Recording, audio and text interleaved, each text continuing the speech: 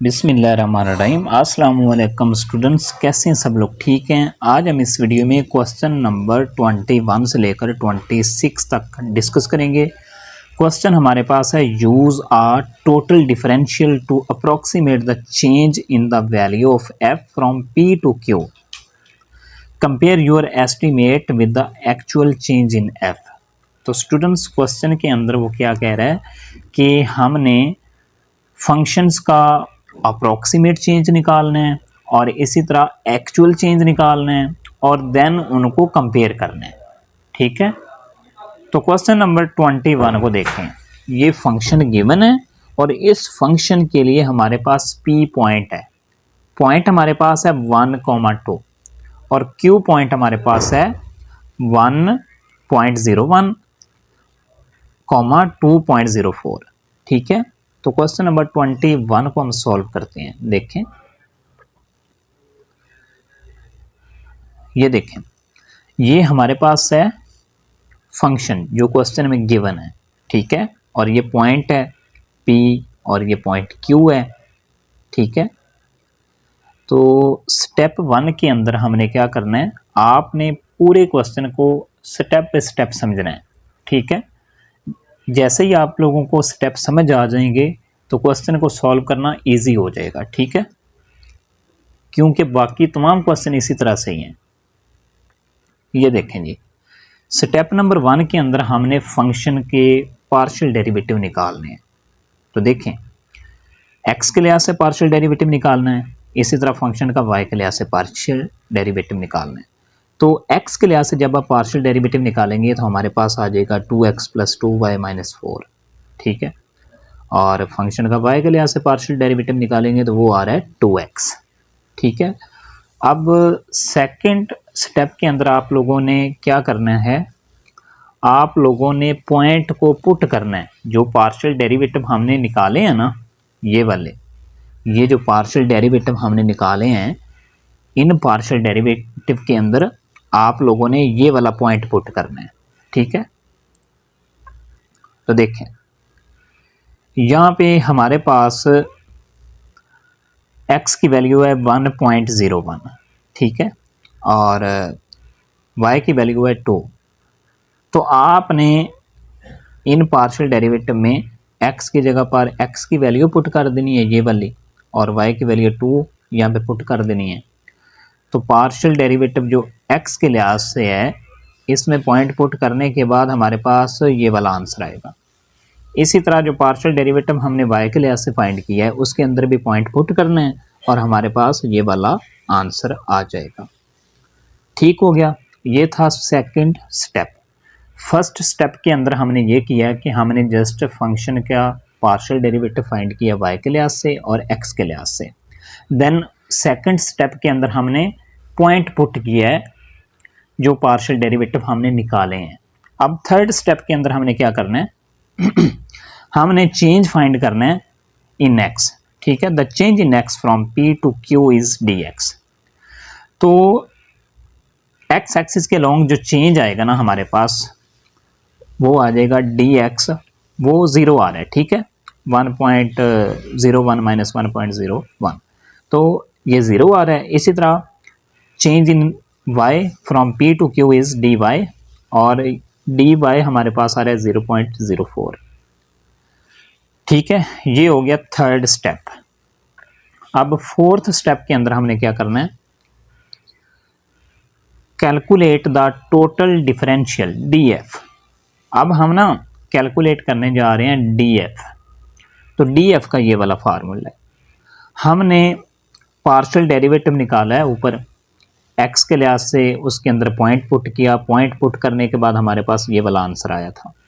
ठीक है, ये देख सकते हैं आप लोग, ये वाला आंसर मैंने वहाँ पे पुट किया। ठीक है, इसी तरह से dx की वैल्यू हमारे पास है 0, जो हमने यहाँ पे फाइंड की है। इसी तरह y के लिहाज से जो पार्शियल डेरिवेटिव निकाला है, उसके अंदर जो पॉइंट पुट किया है, तो उसके लिए ये वाली वैल्यू आई है। dy की वैल्यू हमारे पास ये वाली है, ये उठा के यहाँ पे पुट की, इसको सॉल्व किया, तो हमारे पास df की वैल्यू क्या आ रही है, 0.0808। Okay, so the estimated change in F from P to Q is approximately D F, mean के ये वाली वैल्यू आ रही है अप्रोक्सीमेट वैल्यू 0.0808। ठीक है जी। अब फोर्थ स्टेप के अंदर हमने क्या काम करना है देखें, सॉरी फोर्थ स्टेप हमने फाइंड कर लिया है, ये जो मैंने नीचे दोबारा आप लोगों को दिखा दिया ये वाला। ठीक है, 5 स्टेप के अंदर हमने क्या काम करना है, हमने डेल्टा एफ फाइंड करना है, मीन कि चेंज, हमने एक्चुअल चेंज अब फाइंड करना है। ठीक है, तो एक्चुअल चेंज के लिए हमारे पास ना फार्मूला होता है। सबसे पहले तो आप F of P and F of Q find करें। पी पॉइंट हमारे पास गिवन है जो ऊपर दिया हुआ था। ठीक है, वो वाला पॉइंट फंक्शन के अंदर बस पुट करना है, एक्स की जगह पर उसकी वैल्यू वाई की जगह पर 2 आ जाएगा, तो ये सिंपल इसकी वैल्यू आ जाएगी। ठीक है, इसी तरह एट पॉइंट क्यू आपने फंक्शन की वैल्यू निकालनी है, तो उसके लिए भी हमारे पास वैल्यू आ जाएगी। ठीक है, तो जब वैल्यू आ जाएगी ना, ठीक है, यहाँ पे ना स्टेप मिसिंग है, तो आप लोगों ने घबराना नहीं है, पॉइंट पुट कर देना है फंक्शन के अंदर। ठीक है, उसके अलोंग हमारे पास इस पॉइंट के अलोंग कोई ना कोई फंक्शन की वैल्यू आ जाएगी, तो वो हमारे पास एफ ऑफ क्यू होगा। ठीक है, तो ये वाली वैल्यू आनी है, आंसर में ये आना है 1.017। ठीक है, तो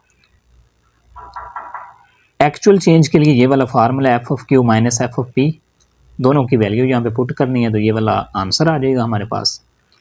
तो हमने चेंज इन एफ यानी कि डी एफ और एक्चुअल चेंज, जो फंक्शन का अप्रोक्सीमेटली चेंज हमने निकाला है ना, और एक्चुअल चेंज निकाला है, अब इनको कंपेयर करना है हमने। ये देखें, the estimated change D F is equal to 0.0808, the actual change हमारे पास ये वाला है। अब देखें, the approximation is closed with the small difference of 0.0816 minus 0.0808, और इसके लिए हमारे पास ये वाला डिफरेंस आ रहा है। ठीक है, ये वाला डिफरेंस आ रहा है।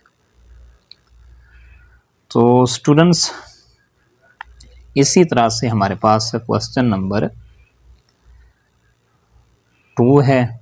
ठीक है, क्वेश्चन नंबर 2 उसको भी आप लोगों ने इसी तरह से सॉल्व करना है। अब ये जो स्टेप मैंने दिखाया है ना, इस स्टेप को आप लोगों ने नहीं देखना। ठीक है, ये गलती से मतलब ऐड हो गया। इसी तरह से अब देखें, क्वेश्चन नंबर 22 है, इसको भी आप लोगों ने अच्छे से समझना है। ठीक है ना, तो क्वेश्चन नंबर 22 को देखें, ये फंक्शन है, इसके लिए ये पॉइंट है और ये पॉइंट क्यू है। ठीक है जी, सबसे पहले पार्शियल डेरिवेटिव निकालने हैं। स्टेप को आप लोगों ने गौर से सुनना है। ठीक है, ये पार्शियल डेरिवेटिव आ गया, एक्स के लिहाज से पार्शियल डेरिवेटिव आ गया, वाई के लिहाज से पार्शियल डेरिवेटिव आ गया फंक्शन का। देन इसके अंदर पॉइंट पुट करना है हमने, जो पॉइंट पी है ना, वो इसके अंदर पुट करना है। तो पॉइंट पुट करने के बाद हमारे पास वैल्यू आ जाएगी, यानी कि एक्स के लिहाज से जो फंक्शन का पार्शियल डेरिवेटिव फाइंड किया है, इसके लिए हमारे पास क्या वैल्यू आएगी, हमारे पास वैल्यू आ रही है 0.25। ठीक है, इसी तरह जो y के लिहाज से पार्शियल डेरिवेटिव फाइंड किया, उसके अंदर पॉइंट पुट किया, तो हमारे पास ये वाली वैल्यू आ जाएगी 0.333। ठीक है, वैसे तो 1/3 है, इसको अप्रोक्सीमेटली आप इस तरह से लिख सकते हैं। ये था सेकंड स्टेप। अब थर्ड स्टेप के अंदर फिर आप लोगों ने चेंज इन x और चेंज इन y फाइंड करना है। ठीक है, p टू q। तो अब देखें, dx is equal to 7.78 minus 8।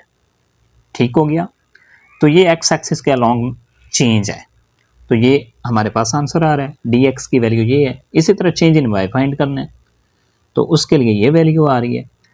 तो फोर्थ स्टेप के अंदर हमने df फाइंड करना है। df के लिए ये फार्मूला है, हमने वैल्यूज पुट करनी है, तो हमारे पास इसका आंसर आ जाएगा।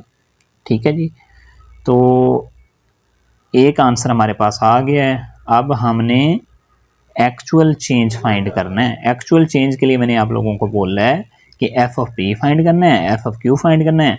पी हमारे पास जो पॉइंट है वो फंक्शन के अंदर पुट करना है, हमारे पास इसकी वैल्यू आ जाएगी। इसी तरह Q पॉइंट पर आपने फंक्शन की वैल्यू निकालनी है, तो उसके लिए ये वाली वैल्यू आ रही है, ठीक है।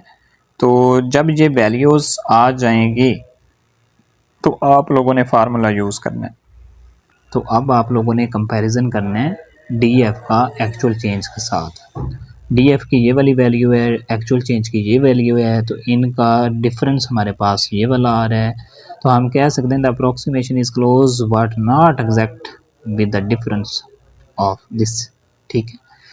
तो आंसर में आप देख सकते हैं the estimated change in F using the total differential is approximately minus 0.04501, while the actual change is minus 0.028044. The total differential provides a reasonably close approximation to the actual change in this case, ठीक है। तो students, आप लोगों को हमारी video अच्छी लगती है तो वीडियो को लाइक करें और चैनल को सब्सक्राइब करें। Thank you for watching. अल्लाह हाफिज़।